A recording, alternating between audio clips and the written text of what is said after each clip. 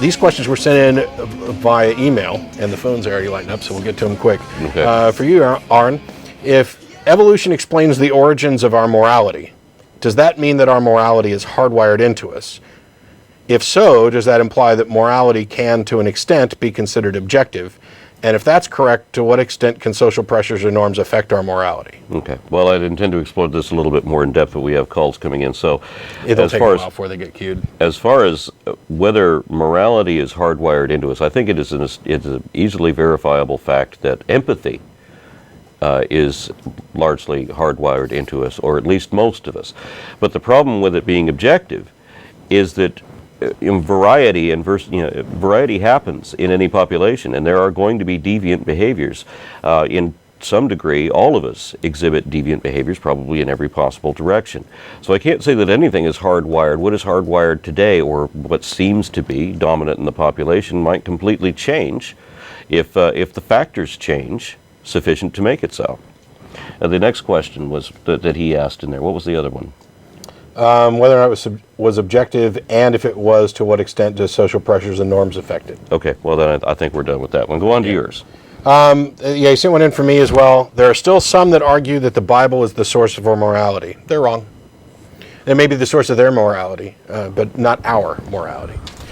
When it's pointed out to these people that the hideous moral code contained in the Old Testament, particularly Leviticus and Deuteronomy, they claim that that all changed with Jesus' death, and that the New Testament contains an updated moral code. Obviously, this proposition ignores the Ten Commandments still apply, and that it's the same God. Also, there's nothing in the Bible to indicate that God has changed his mind, and of course, there's Matthew 5:17 and 18.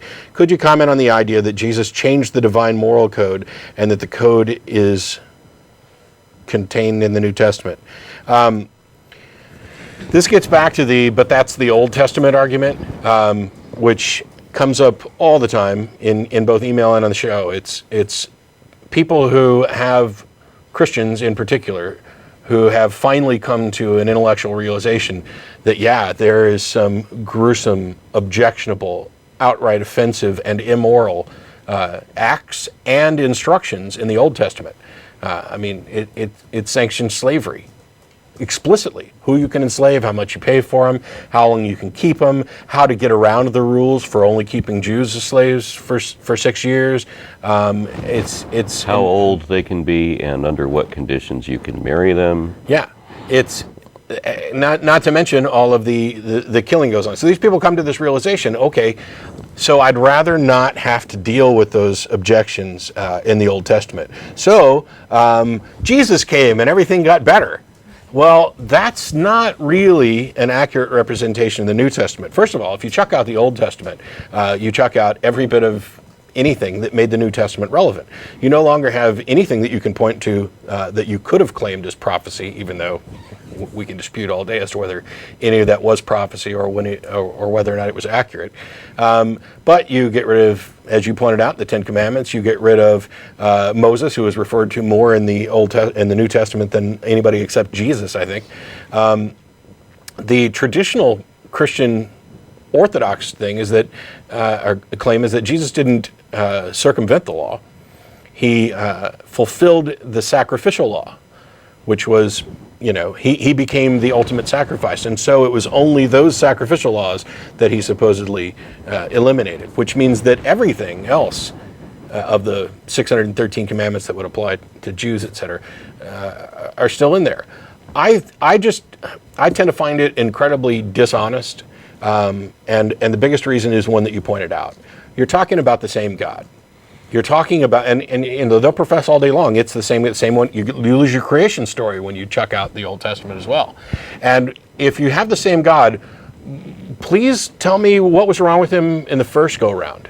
Did he get better? I'm also curious, if we absolutely have to stick with the Ten Commandments as being the sole source of morality, then we have one list in Exodus 20, we have another one in Exodus 34, and only the first two are repeated in both sets, and only the second set is actually referred to by the Bible as the Ten Commandments. So can you tell me a yes or no question? Are you required to observe the Feast of the Unleavened Bread? And are you prohibited from boiling a baby goat in its own mother's milk? Not only that, but I'd argue that the New Testament is not an improvement. yeah, it's not right. It's got nice things in there, about turning the other cheek and trying to forgive people. It's got tons of bad advice. As a matter of fact, if you go over to the wiki at ironchariots.org, you can find my deconstruction of the entire Sermon on the Mount there. But the New Testament is where we get this incredibly offensive idea of eternal punishment for finite crimes. That doesn't exist in Judaism because it's not a prevalent theme in the Old Testament or the Jewish Bible. And if I can go on about this one more time, I mean, a lot of Christians will have this problem where they say that you have to observe the 10 Commandments in order to determine whether or not you're going to get into heaven, but the criteria is not that. What was laid out by Jesus, according to the New Testament, was literally gullibility. You have to believe. A defiance of the very first commandment, thou shalt have no other gods before me. I mean, in Isaiah, I think it's 45, 5, 6, and 7, God describes himself and says that there's not anyone beside him. And then Jesus says that I sit on the right hand of power.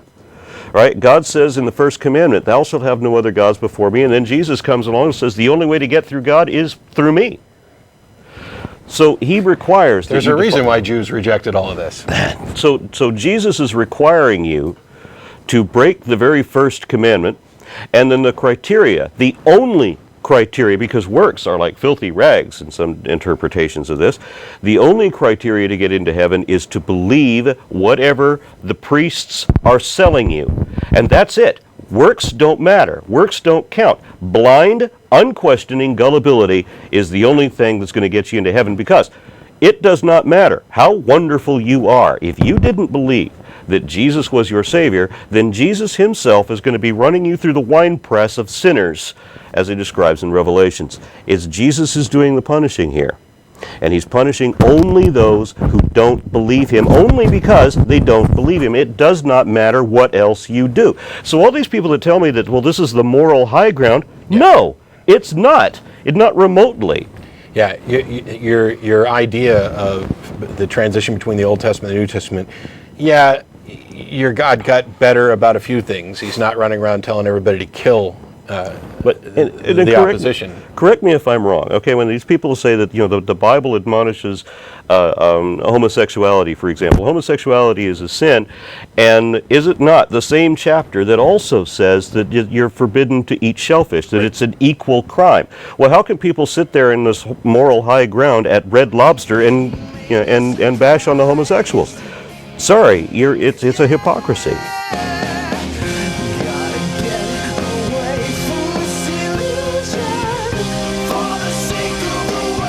The content of this video is produced by the Atheist Community of Austin, a nonprofit educational organization promoting positive atheism and the separation of church and state. If you enjoyed this content and are willing and able to provide a donation, please visit the website below.